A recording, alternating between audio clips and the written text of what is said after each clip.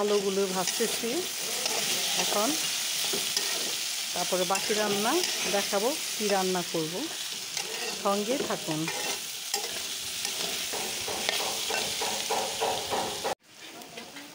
পেঁয়াজগুলি ভাজবো এখন। পেঁয়াজগুলি ভাজতেছি, আলু ভাজা হয়ে গেছে।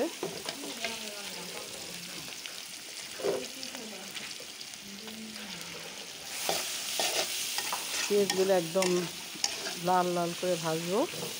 তারপরে অন্য মাছগুলি দেবো, ওগুলো দেখাবো আপনাদের সাথে কীভাবে এটা রান্না করতেছি। এটা রান্না করতেছি গজার মাছের ঝাঁকড়া।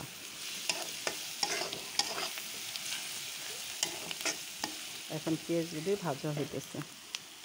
এখন মশলা মিক্সড করব কাঁচা মাছের সঙ্গে। এখানে হলুদ, মরিচ, ধনিয়া, আদা, রসুন পেস্ট, লবণ, এগুলা কাঁচা মাছের সঙ্গে মিক্সড করব। মিক্স করে তেলে ছেড়ে দেব। ভালো করে মাখাইতে হবে। এটা হলো গজার মাছ, এটাকে গজার মাছের ঝাঁকড়া বলে। এটা রান্না করে খায় দেখবেন, খুব মজা খেতে।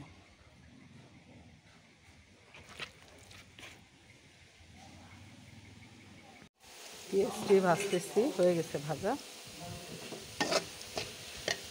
মাছটা দিয়ে দিব তেলের উপরে।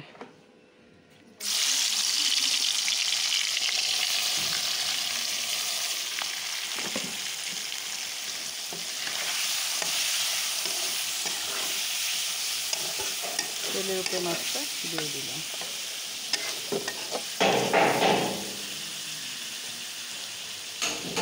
মাছটা কষানো হইতেছে, তেলের উপরে ছেড়ে দিচ্ছি।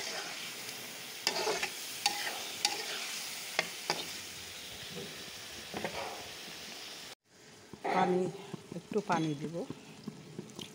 আলুটা দিছি, এখন পানি দিয়ে একটু চুলায় রাখবো।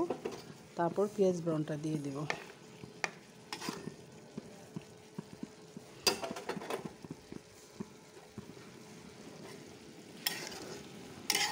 অল্প পানি দিতে হয়, বেশি পানি না। এখন পেঁয়াজ ব্রাউনটা দিয়ে দিব।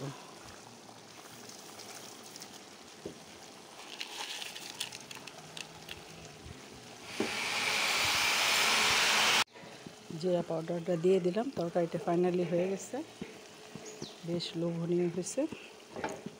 রান্না করে খেয়ে দেখবেন, যারা পারেন তো তা জানেনই, আর যারা না পারেন এইভাবে রান্না করে খাবেন, ভাল লাগবে খেতে। এটা গজার মাছের তরকারি, ঝাঁকড়া বলে। রান্নাটা হয়ে গেছে, পরিবেশন করে দেখালাম। রান্নাটা যদি ভালো লাগে লাইক দিবেন, সাপোর্ট করবেন, কমেন্টস করবেন। ভালো থাকবেন সবাই। রান্নাটা কিন্তু অনেক লোভনীয় হয়েছে, রান্না করে খেয়ে দেখবেন, খুব ভালো লাগবে। আল্লাহ হাফেজ।